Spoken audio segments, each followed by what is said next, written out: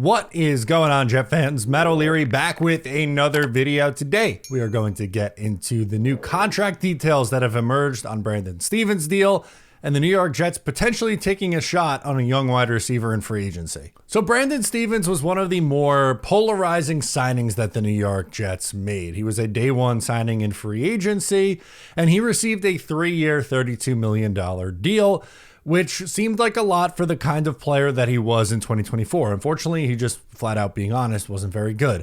He struggled mightily in coverage, let up a lot of yards, let up some touchdowns, got some penalties. And the frustrating part was he was actually pretty good the year prior in 2023. So his issue is he's usually there in coverage. He just has problems finding the ball, which is an important part of coverage, I might add. I'm not just glossing over that and saying it doesn't matter.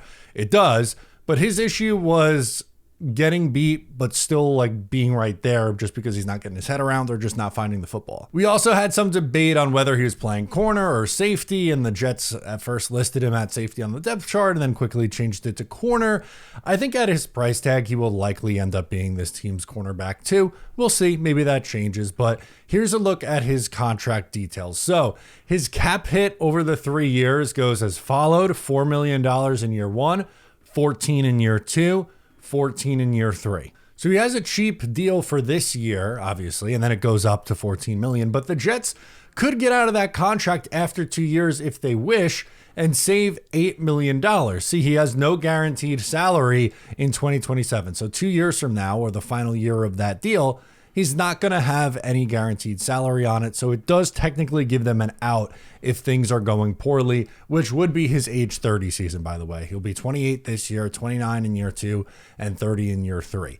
I hope that's not the case. I hope he outperforms his contract and is a good signing like DJ Reed was the last time the Jets spent a little bit of money in external free agents at the cornerback spot.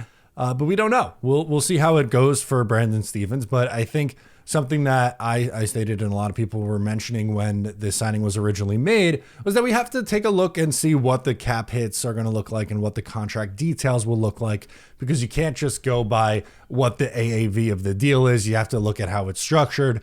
And in this structure, the Jets have him on a cheap number in year one.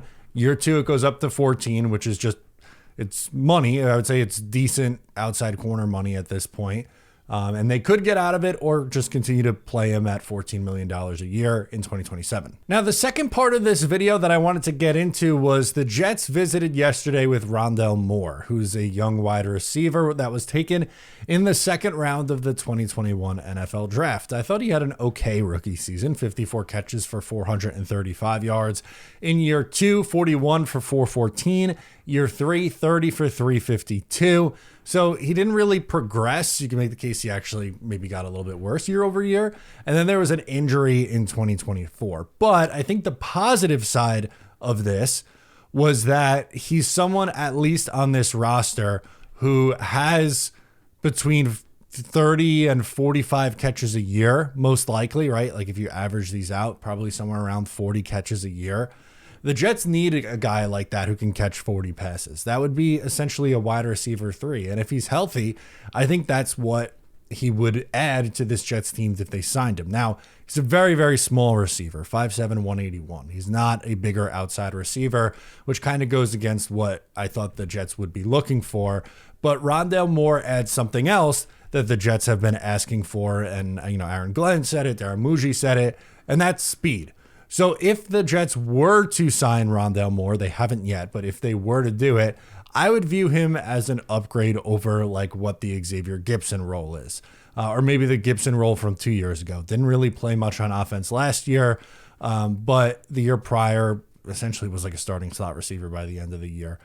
So Moore would be, your speedster, put him in the slot to, have him avoid press coverage at his size.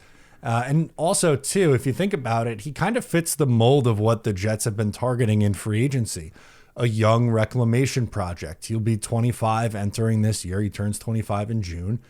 And I'm not saying you sign Moore and your wide receiver problems go away. That's not the case. They still need more there. No pun intended. But he would be an upgrade to what they currently have with some upside. Again, would still need to address it in the draft. It was definitely still a position of need, even if they add Rondale Moore. But I could see the vision on why they would potentially be interested in him. Let me know what you think on both topics down below in the comments. I'm Matt O'Leary. Subscribe if you're new, and I will catch you next time.